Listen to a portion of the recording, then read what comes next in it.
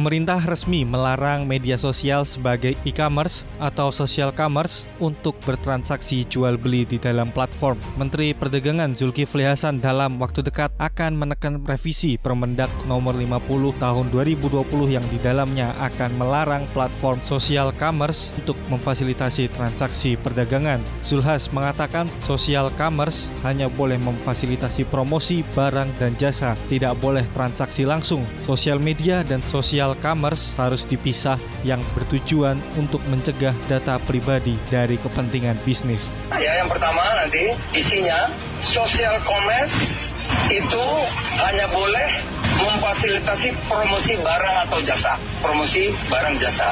Tidak boleh transaksi langsung, bayar langsung, nggak boleh lagi. Dia hanya boleh untuk promosi.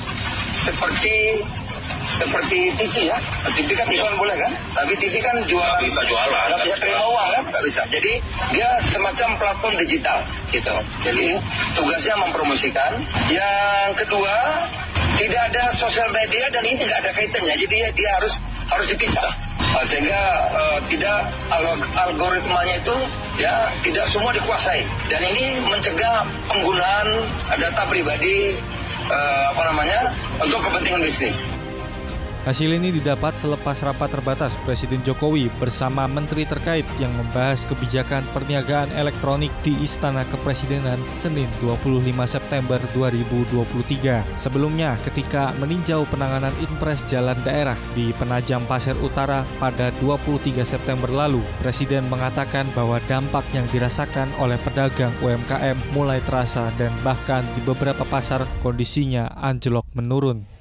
Baru disiapkan, itu kan lintas kementerian dan ini memang baru ininya finalisasi di Kementerian Perdagangan. Karena kita tahu itu berefek pada UMKM, pada produksi di usaha kecil, usaha mikro dan juga pada pasar. Pada pasar di beberapa pasar sudah mulai anjlok menurun ya karena serbuan mestinya. Ini kan dia itu sosial media, bukan ekonomi media gitu. Itu yang baru akan diselesaikan untuk diatur. Akan lebih didisiplinkan ya? Itu yang baru segera diatur.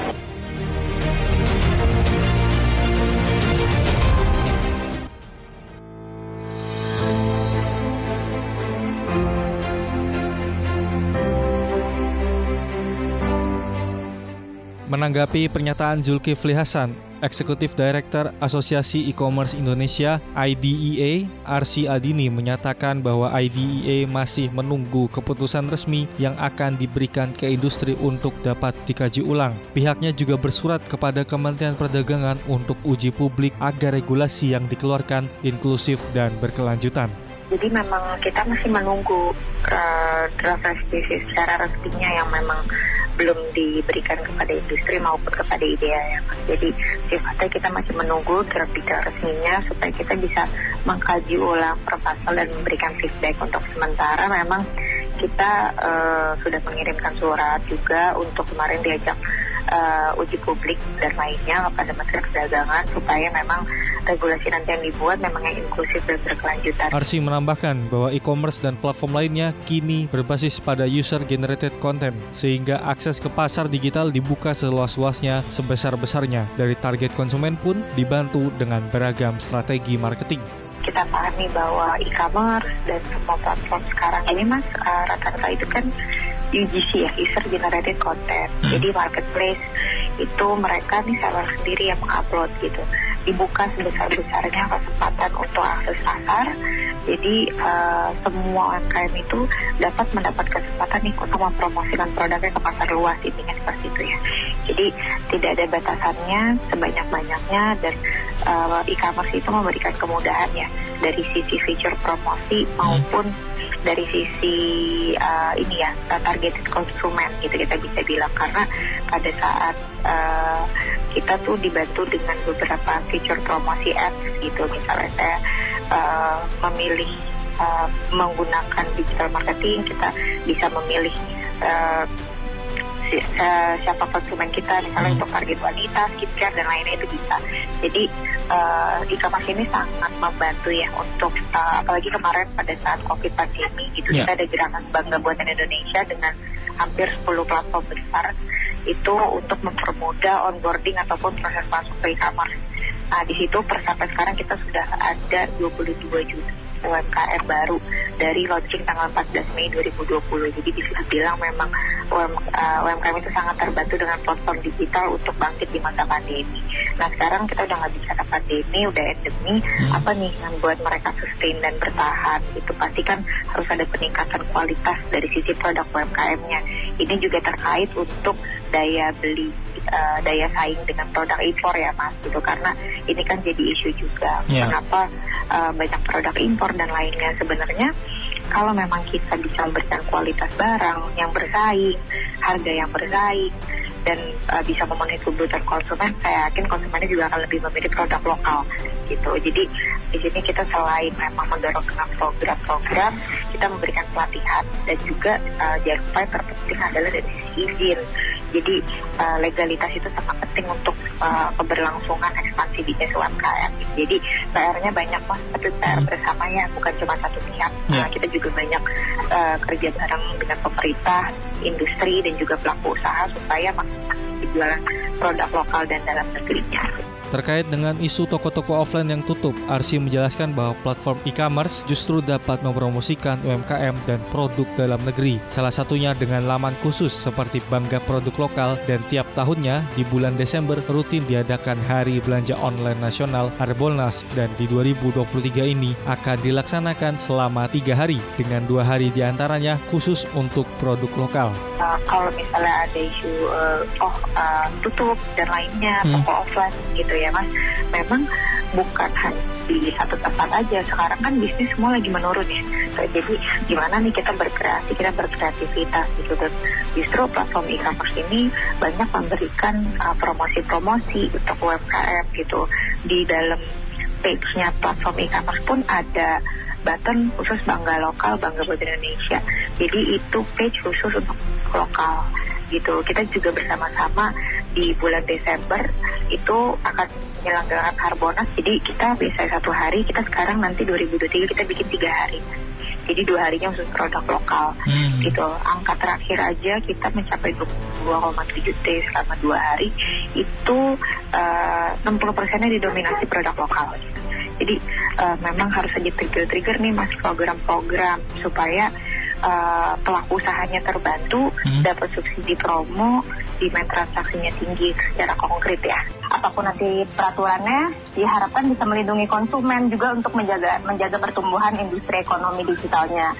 Nah, kami memang IDEA selaku wadah dari ekosistem industri digital khususnya selalu terbuka ya terhadap proses perumusan PMSA ini. Memang pada revisi secara resminya, kami industri belum dikasih, tapi ada 2 hal terkait ini yang memang masih perlu dibicarakan, yaitu terkait e-commerce dan social media memang harus dipisahkan seperti itu ya. Dan yang kedua juga concernnya adalah mengenai produk impor yang dijual di dalam e-commerce juga gitu. Jadi memang ada ketentuan itu yang memang sedang kita didiskusikan juga, dan harapannya memang harus ada 2 aspek yang tadi ya kita perhatikan dari sisi sosial ekonominya, impact ke konsumen dan juga keberlangsungan industri ke depannya gitu. Jangan sampai apapun peraturannya jadi menghambat inovasi.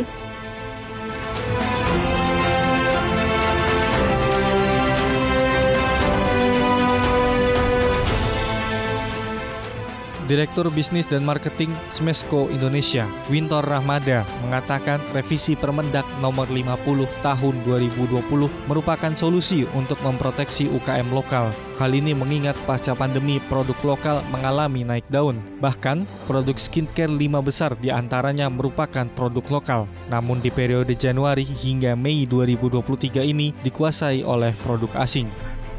Menurut kami tentu saja ini merupakan salah satu solusi yang harus kita pakai untuk memproteksi UKM kita.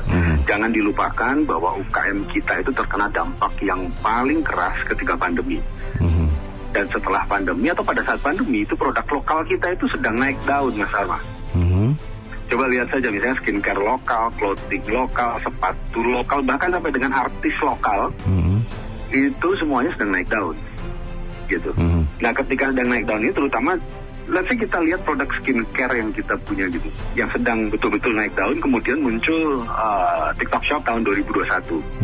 Kemudian ada produk dari luar negeri yang dipasarkan di Indonesia masuk bulan Januari tahun lalu, tahun 2022. Dan produk dari asing itu sekarang sudah menduduki nomor 1 berturut-turut. GMV Januari sampai Mei tahun 2023 ini 494 miliar. Dari tahun 2021, skincare yang terbesar penjualannya di sana itu adalah 5-5-nya itu produk lokal. Sekarang dari 5, 4-4-nya adalah produk asing. Yang semuanya masuk baru tahun lalu. Gitu. Dan secara nyata saja sebetulnya kita buka aplikasinya bisa dilihat di situ harga barangnya juga Rp100, Rp1.000. Dan kita juga mendapatkan ada beberapa produk sweater gitu ya. Itu di harga Rp20.000. Sementara konveksi kita tidak akan bisa bersaing karena HPP-nya juga lebih mahal daripada itu. Di sisi lain, Wintor menyatakan dengan adanya aturan ini akan melindungi generasi bangsa dari produk yang tidak terjaga secara kualitas. Menurut Wintor, ada beberapa produk impor yang masuk melalui aplikasi toko di media sosial tidak terdaftar dan melalui verifikasi BPOM sehingga mengancam kesehatan anak bangsa. Saya sudah konfirmasi ke beberapa kawan-kawan UKM, kalau misalnya kita bersaing head to head gitu ya dengan produk-produk asing, berani apa enggak secara kualitas, kan prinsipnya kan di situ. Nah, teman-teman sudah clear confirm bilang berani, Pak. Kalau kita bersaing secara kualitas kami berani, tapi jangan bermain price dumping dong, harganya jangan dipredatori, kan gitu. Sebetulnya ada permasalahan selain karena murahnya ya. Kalau murah ada beberapa penyebabnya mungkin, tetapi kami juga menemukan fakta ada beberapa produk yang diindikasikan ilegal masuk situ, Mas. Ada seller yang memang yang menjual produk kosmetik misalnya 100.000 dapat 10 dan dia clear bilang ini produk impor, ada izin edar BPOM tapi di negaranya. Ini kan nggak boleh. Tidak hanya kita bicara ekonomi, tapi ini sudah membahayakan anak-anak kita, kesehatan anak-anak kita yang membeli produk ini. Gitu. Siapa yang bertanggung jawab ini kalau tidak kita yang memproteksi? Kalaupun mereka punya izin edar di negaranya, tapi kan bukan di negara kita. Dia harus mendaftarkan lagi izin edar itu di Badan POM. Wintor juga menekankan selain meningkatkan kualitas produk dan pembiayaan UKM lokal, faktor utama yang perlu dilakukan adalah memproteksi produk UMKM dalam negeri dari gempuran produk impor. Apalagi algoritma platform digital saat ini sering melakukan predatory pricing. Kalau dari sisi kualitas, kita tidak pernah ada masalah. Yang bermasalah adalah dari sisi harga. Ini price predatorinya sangat-sangat kelihatan. Oleh karena itu, hal pertama yang harus kita lakukan sebelum kita bicara perizinan, sebelum kita bicara program pelatihan, pendampingan, pembiayaan, kita harus memproteksi UKM kita ini dulu. Kita harus melindungi UKM kita ini dulu dari serbuan produk asing. Setelah parameternya kita set, kondisinya sudah kondusif, kondisinya memang sudah equal playing field untuk teman-teman UKM kita bisa bermain di platform yang sama, baru kita dampingi, baru kita latih, baru kita bicara mengenai pembiayaan. Tapi kalau tempat bermainnya saja sudah berpihak kepada satu produk tertentu, bermain-main dengan algoritmanya sengaja diarahkan ke satu produk tertentu yang terafiliasi dengan platform misalnya, ya kita mau dilatih seperti apapun juga tidak akan bisa produk kita masuk ke situ. Oleh karena itu, hasil dari rapat terbatas kabinet kemarin sama dengan Pak Presiden, salah satu yang akan kita garis bawahi yang akan menjadi perhatian kita ke depan adalah bagaimana importasi consumer good ini, gitu, agar tidak terjadi predatory pricing. Karena kami juga meyakini apabila produk-produk ini diimpor dengan cara yang betul, kita membayar bea cukai yang benar, tidak akan bisa dijual dengan harga segitu.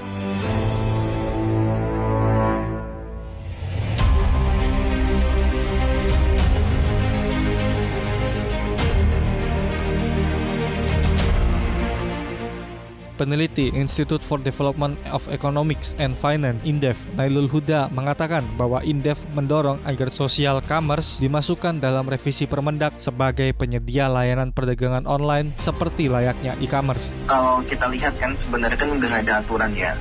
Ada Permendak nomor 50 tahun 2020 yang itu mengatur perdagangan melalui sistem elektronik gitu kan. Nah, di dalam itu ada e-commerce juga di situ.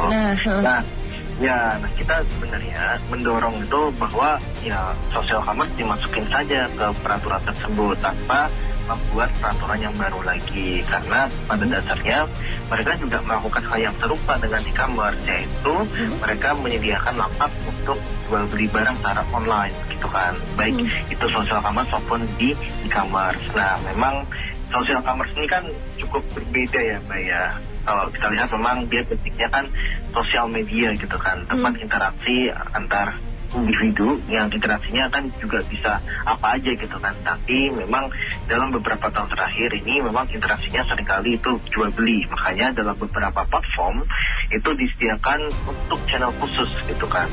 TikTok ada TikTok Shop, Facebook ada Facebook Shop dan sebagainya. Jadi memang kita melihat bahwa ya ini sebenarnya hal yang baru tapi nggak jauh beda dengan aturan yang lama gitu. Jadi saya rasa sih sebaiknya itu cukup dimasukin saja bahwa social commerce termasuk dalam penyedia layanan platform penyedia layanan perdagangan online gitu. Jadi seperti halnya e-commerce.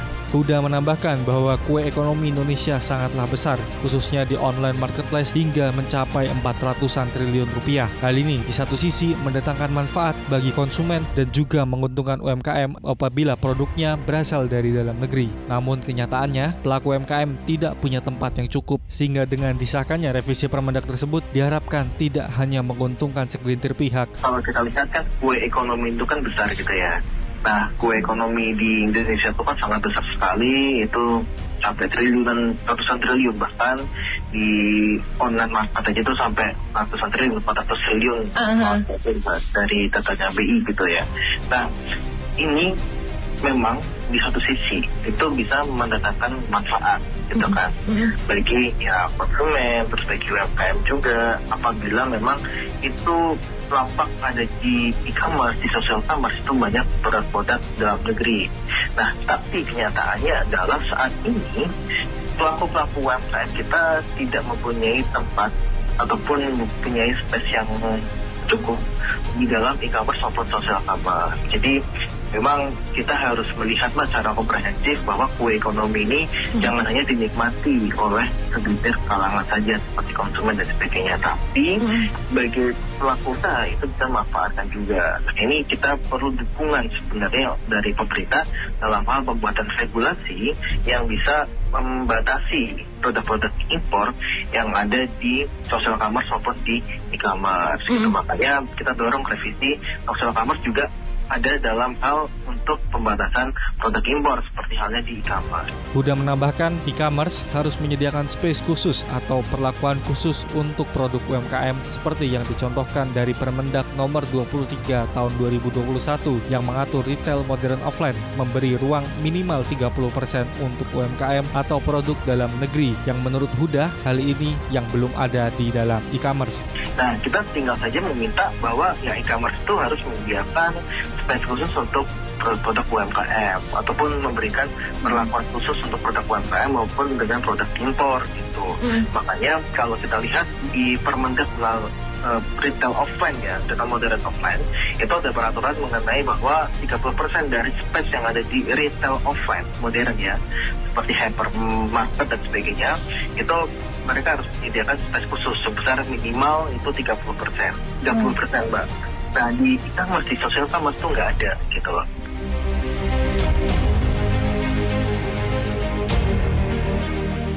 Terkait dengan proteksi UMKM dan produk dalam negeri, Guru Besar Fakultas Bisnis dan Ekonomika Universitas Surabaya, Profesor Wibisono Harjo Pranoto, mengatakan bahwa perlindungan bagi UMKM sangat penting untuk dilakukan. Namun, hal ini jangan terlalu berlebihan karena UMKM harus punya daya saing yang kuat untuk menunjukkan eksistensinya agar pertumbuhan dapat berjenjang hingga usahanya menjadi besar. UMKM kita ini memang perlu dilindungi, tapi juga tidak boleh dibiarkan terlalu manja sebenarnya. Maksudnya begini, UMKM itu tidak boleh over dilindungi yang berlebihan. Karena dia harus memiliki juga daya saing yang cukup kuat sehingga dia mampu menunjukkan dirinya bahwa dia adalah baik di dalam doing business. Jangan sekedar niru-niru temannya kemudian lalu dia ikut melakukan kegiatan di sana. Nah, yang harus kita bedah menurut saya adalah kemampuan daya saing. Apakah dia memiliki kompetensi untuk menjadi entrepreneur yang sejati gitu. Ini perlu disemai supaya UMKM kita itu dari kecil ya, kemudian dari mikro kemudian ke kecil menjadi menengah. Nah, menengah nanti akan menjadi pengusaha besar.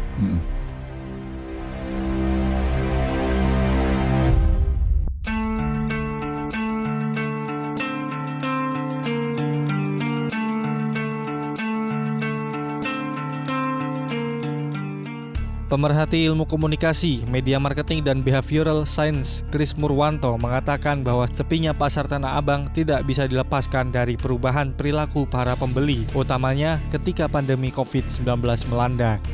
Saya coba akan melihatnya dari perspektif bagaimana perubahan perilaku atau behavior pembeli. Karena sepinya Tanah Abang sebagai salah satu sentra jual beli, itu nggak bisa dilepaskan dari berubahnya perilaku pembeli. Dari dulu kalau kita membeli belanja itu kan harus secara fisik datang ke toko atau ke pasar tempat kita akan belanja. Sejak COVID kita diajari bahwa ternyata membeli itu bisa secara online, dan rupanya perilaku itu yang berubah berlanjut sampai sekarang, dan orang merasa nyaman membeli melalui online, dan jangan-jangan itu yang menjadikan situasi kemudian menjadi berubah dan dimanfaatkan dalam tanda kutip oleh platform jual beli semacam TikTok atau Shopee atau Lazada atau lain-lain gitu. Kris Murwanto menambahkan dari penjelasan Menteri Koperasi dan UKM Teten Masduki yang menjelaskan bahwa permasalahan dari Tanah Abang bukanlah kemampuan dalam bersaing, namun hal ini disebabkan karena membanjirnya produk impor dari negara tertentu dengan harga yang jatuh. Dari penjelasan Menteri Koperasi dan UKM Pak Teten Masduki jelas disebutkan di situ bahwa yang jadi masalah di Tanah Abang itu bukan soal kemampuan bersaing antara pembeli dengan penjual yang memperbandingkan produk yang akan dia beli gitu. Bukan juga disebabkan oleh offline dan online. Jadi kalau ada anggapan bahwa seakan-akan cara belanja atau kebiasaan belanja online itu serta-merta menyebabkan lapak-lapak jadi sepi, sebenarnya ternyata tidak terlalu tepat. Justru menurut Pak Teten, ini Pak Teten yang bilang ya, selaku Menteri Koperasi dan UKM, problem yang membuat UKM kewalahan sekarang adalah pasar itu dibanjiri oleh produk impor dari negara tertentu, saya nggak usah sebut, yang itu super duper murah. Dan akibatnya itu merusak harga pasar dan tidak memungkinkan penjual untuk menjual dengan harga yang wajar. Dan itu dipermudah karena produknya bisa diakses langsung dari produsen, dari penjualnya langsung di sana, tanpa melalui toko, karena bisa dilakukan secara online.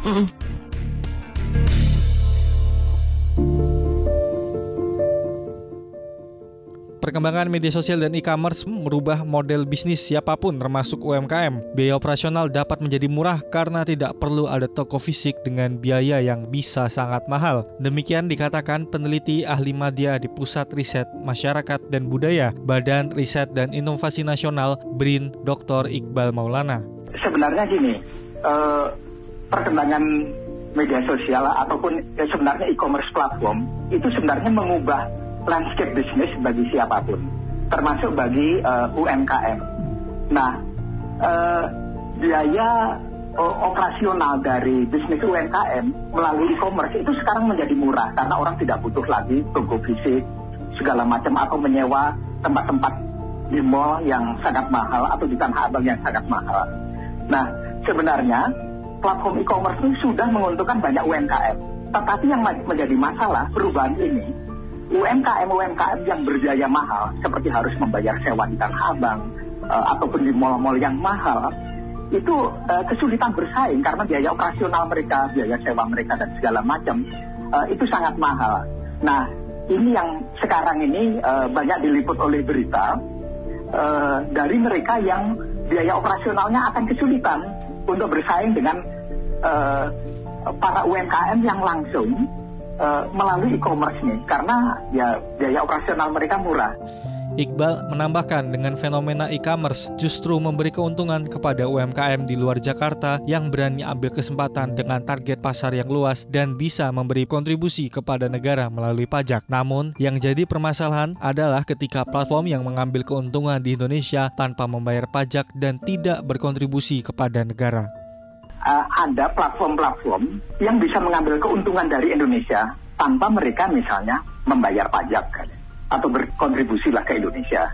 Nah, kalau seperti e-commerce platform, itu kan beroperasi di Indonesia dan dalam pantauan pemerintah juga, maksudnya dari segi pajaknya segala macam. Nah, tapi kalau TikTok itu, bahkan ada potensi yang lain juga ya, banyak platform-platform online yang bisa mengambil pasar dari Indonesia. Misalnya, platform-platform penjualan game online gitu misalnya. Dia bisa menikmati pasar Indonesia yang besar tanpa harus membayar pajak kepada negara kita gitu. Ini yang mestinya dijaga gitu, oleh pemerintah. Tapi selama misalnya mereka mengikuti aturan sehingga juga berkontribusi pada pendapatan pajak ini, mestinya tidak jadi masalah.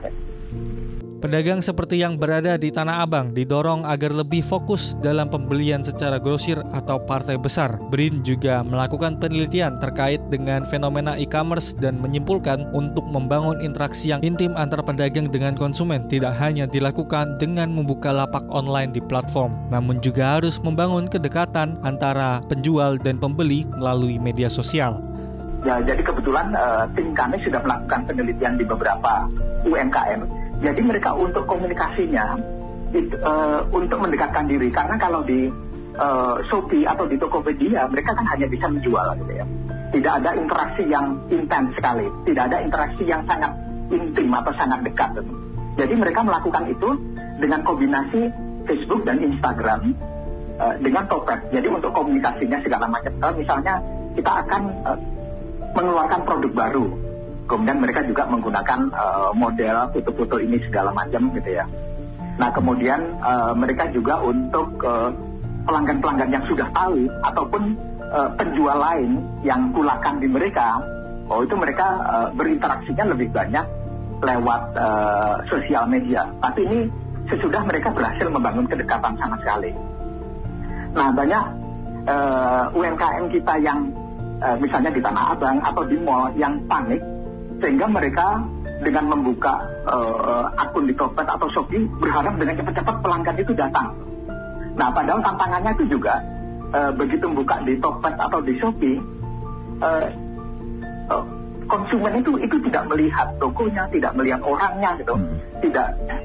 Yang mereka itu hanya lihat harga sama fotonya seberapa cantik ya, sama track recordnya gitu ya.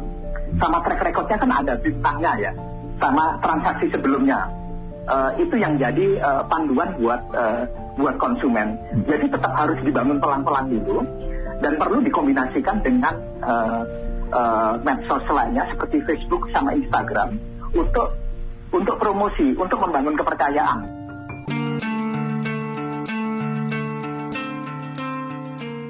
Pengamat keuangan dari Institute for Development of Economic and Finance, INDEF, dan juga Direktur Celios, Center of Economic and Law Studies, Bima Yudhistira, mengatakan bahwa apa yang dilakukan oleh TikTok Shop dengan menjual barang di bawah harga produksi merupakan tindakan monopoli yang disebut predatory pricing. Hal ini perlu diberantas tidak hanya di TikTok Shop, namun di platform e-commerce lainnya.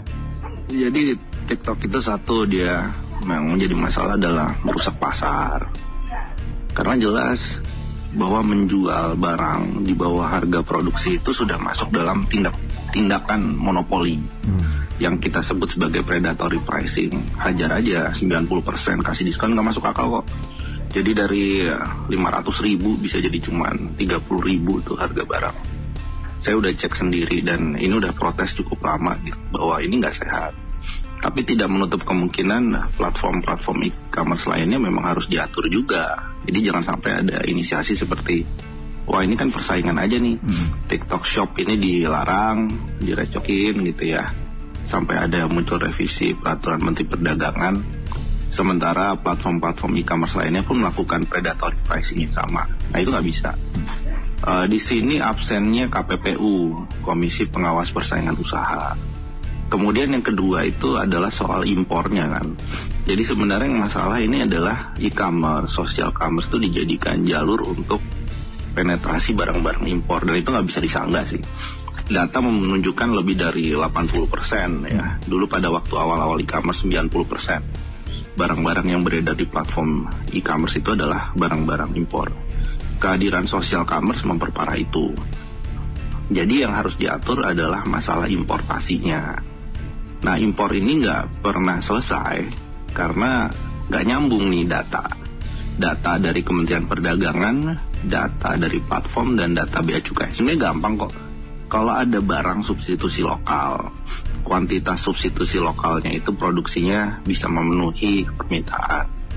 Maka barang-barang itu bisa masukin aja tuh ke red line di bea cukai. Waktu itu usulnya begitu.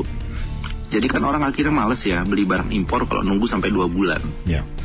Jadi barang-barang yang punya produsen lokal yang hampir sama identik, barang-barang impor terutama dari China itu dipersulit aja administrasi. Bisa nggak ada sertifikasi halalnya, bisa nggak ada SNI-nya, apalagi barang-barang yang masuknya lewat jalur ilegal. Predatory pricing menjadi permasalahan yang ada pada social commerce. Menurut Bima, dengan adanya revisi Permendak terbaru tidak langsung menyelesaikan permasalahan yang ada. Permasalahan barang import akan tetap ada, namun bergeser ke platform e-commerce lainnya. Kemudian terkait dengan pedagang dan UMKM seperti yang ada di Tanah Abang dan pusat grosir lainnya yang mengalami sepi pembeli terjadi karena lesunya daya beli konsumen bahkan sebelum pandemi COVID-19 melanda. Social commerce-nya udah dipisah di peraturan Menteri Perdagangan yang terbaru, tapi pemerintah lembek terhadap e-commerce lainnya. Sama aja. Barang impornya juga akan masih masuk di platform e-commerce lainnya, hanya bergeser. Kemudian juga pedagang juga sebenarnya mengeluhkan sebenarnya sebelum pandemi juga ada penurunan penjualan yang ada di Tanah Abang, di pusat-pusat grosir. Karena logikanya begini, harusnya kalau misalnya itu adalah pusat grosir, mau dibeli ataupun dijual retail dimanapun, mau pakai e-commerce, mau pakai pedagang dibawa dari Tanah Abang dijual lagi ke daerah-daerah, harusnya pasar Tanah Abangnya tetap laris. Nah jadi ini ada juga masalah soal daya beli, masalah soal kualitas dari pakaian jadi kita, produsen lokal kita juga mungkin ketinggalan secara fashion dan lain-lain. Nah ini juga harus jadi catatan juga. Sehingga memang mendorong UMKM ini bisa menguasai pasar digital, banyak sekali yang harus dilakukan. Ya jadi nggak cukup hanya membatasi soal social commerce. Berapa sih ini kan ada pertanyaan mendasar. Sebenarnya yang diobrolin ini e-commerce, social commerce itu berapa persen sih dari total retail? Kecil. China saja yang sudah maju begitu digitalisasinya 10 tahun lah daripada Indonesia, itu cuma 10%. Indonesia ini nggak lebih dari 5% dari total retail nasional. Sebagian besar masih belanja di pusat-pusat retail tradisional. Nah jadi yang jadi pertanyaan, kalau pusat grosirnya sepi, ini berarti ada sesuatu yang salah juga sama daya beli dan daya saing. Senada dengan apa yang dikatakan oleh pengamat keuangan dari Celios, Bima Yudhistira, Ketua Badan Perlindungan Konsumen Nasional (BPKN) Dr. Rizal E. Halim mengatakan perlunya pengawasan ketat agar pelarangan dapat dilaksanakan secara optimal, khususnya pada rantai distribusi produk impor. Negara kita ini pelarangannya banyak sekali, tetapi jarang lakukan proses pengawasan yang maksimal, sehingga larangan itu sekedar menjadi larangan aja, tidak ada proses pengawasan yang paripurna ya. Itu yang pertama. Yang kedua, kalau kata pelarangan sosial media untuk bertransaksi ini menurut saya sih juga perlu disempurnakan dalam konteks kebijakan publik, bukan pelarangan harusnya pengaturan kembali ya. Karena kenapa integrasi layanan itu tidak bisa dihindari. Kalau sebenarnya tujuannya adalah melindungi produk UMKM kita dari banjirnya produk-produk impor, maka yang harus diperketat adalah rantai distribusi, maksudnya produk impor itu.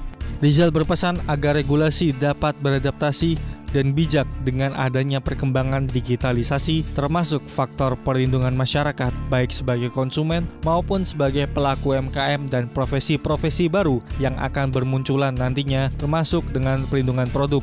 Digitalisasi ini keniscayaan yang tidak bisa kita hindari. Yang perlu dilakukan adalah bagaimana regulasi beradaptasi dengan perkembangan zaman ini, dengan tetap mempertimbangkan bagaimana perlindungan masyarakat secara luas. Perlindungan masyarakat apa? Ini kan banyak ya. Mau masyarakat sebagai konsumennya, mau masyarakat sebagai pelaku usaha UMKM-nya gitu ya. Masyarakat sebagai ada profesi baru di sana, ada konten kreator di sana yang berkembang pesat oleh anak-anak muda yang apakah tadinya tidak bekerja kemudian mendapat profesi baru. Dan juga banyak loh pada entrepreneur di social commerce kita itu adalah hasil dari PHK massal yang beberapa tahun lalu terjadi. Jadi menurut kami harus ada lebih bijak melihat persoalan yang dihadapi, dan saya pikir harus tetap fokus pada tujuannya. Kalau kita lihat tujuannya yaitu membentengi produk UMKM kita dari membanjirnya produk-produk impor. Saya pikir tema itu tidak hanya terjadi pada saat ini, dari dulu.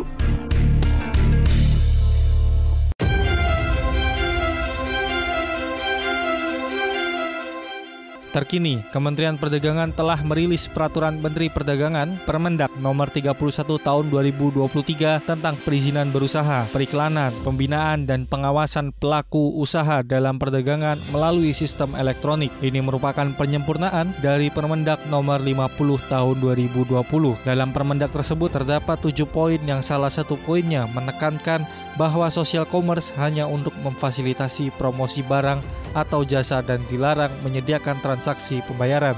Dengan sudah didefinisikannya secara jelas, social commerce pada Permendak tersebut diharap dapat menjadi wasit dalam persaingan usaha yang ada di Indonesia, termasuk mengatur arus lalu lintas barang dan jasa impor. Di sisi lain, dengan adanya aturan ini diharapkan tidak menghambat inovasi dalam bidang digital. Pembekalan bagi pelaku UMKM dan usaha lainnya penting dilakukan agar tidak hanya menuntut pembatasan demi keamanan usaha mereka, namun dapat terus berkembang dan membawa produk dalam negeri kita menjuarai persaingan produk global. Octavian Dwi untuk Radio El Sinta.